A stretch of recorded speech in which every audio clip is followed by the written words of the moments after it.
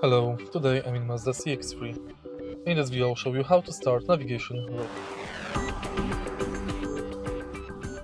In the beginning take a look at the screen display and next go to navigation. Now select new destination and you can find address, navigate home, find places, favorites, history, local search or coordinate. Let's select find address, enter country, town, street name,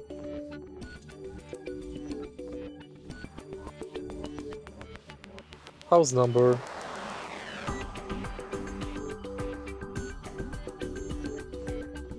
and select navigate to.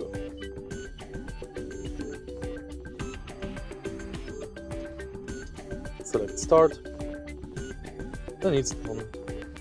To stop navigation route,